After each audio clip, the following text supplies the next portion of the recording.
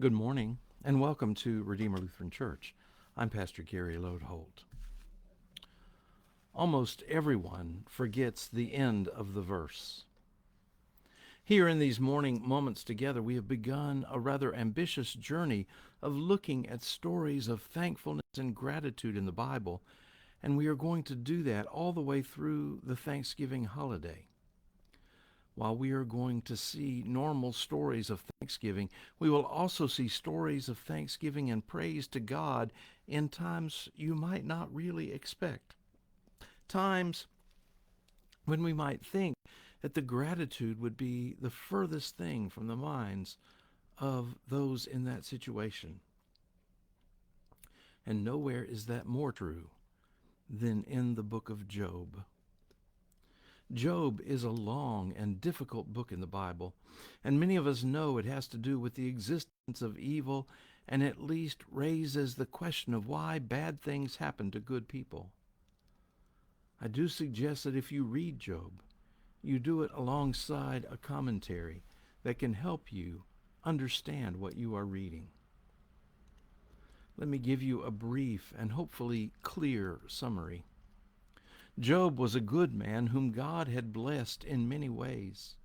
He had a large, happy family and many herds and flocks. In that day, his prosperity would have been understood as a blessing from God because of Job's righteousness. However, when the book of Job begins, the scene isn't where Job is, but rather in the heavenly courtroom of God. There, Satan comes before God and says he has been wandering on the earth. God asks, "Have you considered my servant Job and how faithful he is?" And Satan replied, "He is only faithful because you have blessed him. Give him a little trouble, and he will turn on you like everyone else." And God gave Satan permission to afflict Job. Sure enough, the first thing that happens was that an enemy came and stole all of Job's oxen and donkeys that were working in the field. Not only did he lose the animals, but now there would be no crop, no livelihood.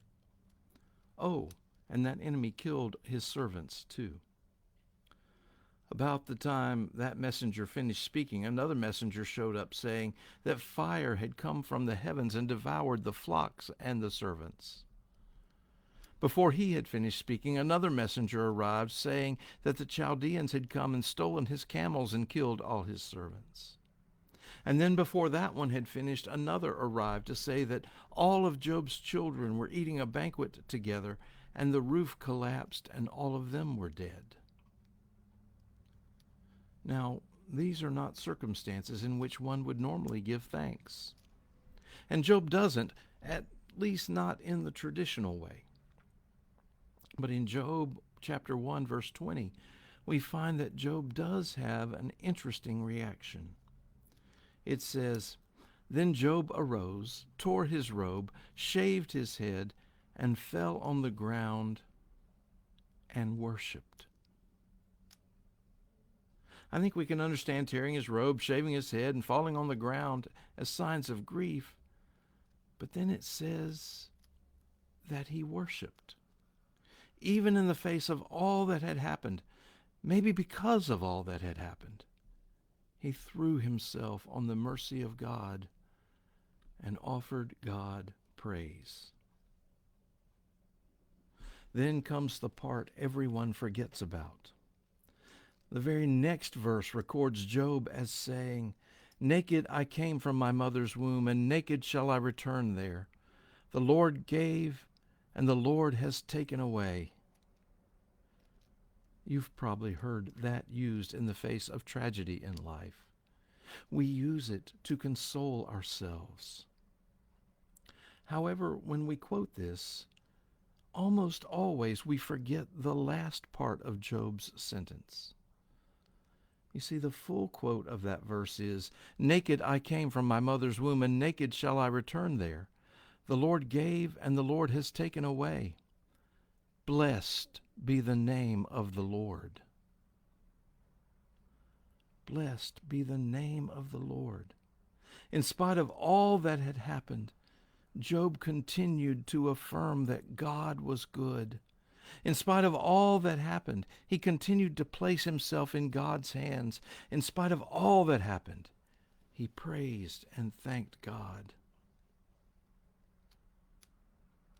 I don't know where I first heard it, but I have repeated it often in Bible studies and classes, and I think it's true. You never know God is all you need until God is all you have. That's Job's situation. And there, needing God more than ever, he called on God in praise and thanksgiving. Blessed be the name of the Lord.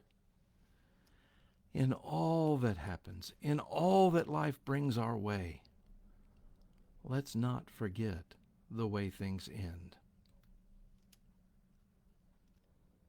Thanks for watching, and remember to let this day belong to God.